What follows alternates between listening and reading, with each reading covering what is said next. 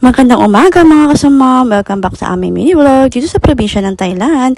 Today ay Teacher's Day dito sa Thailand. Kabising ako ng maaga para i-prepare ang breakfast ni Arya. Yan lang ang breakfast ni Arya every morning, hindi naman siya kumakain ng marami kapag umaga. Umiinom naman sila ng gatas sa school bago mag-start ang klase. Yan nga pala ang hairstyle ni Arya for today. Kapag Teacher's Day dito sa Thailand, nagbibigay yung mga estudyante ng mga bulaklak para sa mga teacher nila. Napabili ako sa mother-in-law ko kahapon ng bulaklak na ibibigay ni Arya for her teacher. At eto nga pala ang uniform susuotin nila for today para sa Teacher's Day. Paiba-iba ang panahon dito sa Thailand ngayon. Umuulan, minsan naman maaraw, kaya usong-uso talaga ang sipon at ubo. Kaya hindi ko nakakalimutan na painumin ng vitamin si Arya bago pumasok sa eskwelahan. Ito nga pala yung bulaklak na ibibigay ni Arya para sa teacher niya. Unlike sa Pilipinas, dito sa Thailand, kapag may mga ganitong okasyon, hindi nila pinapapunta ang mga parents o walang mga nanonood ng mga parents. At pag uminga ni Arya, ayan, dino-demonstrate niya kung paano daw nila binigay yung flower sa mga teacher at kung ano yung mga ginawa nila sa school kanina. At yan nga yung isa sa mga picture na pinasa ng teacher nila during their Teacher's Day.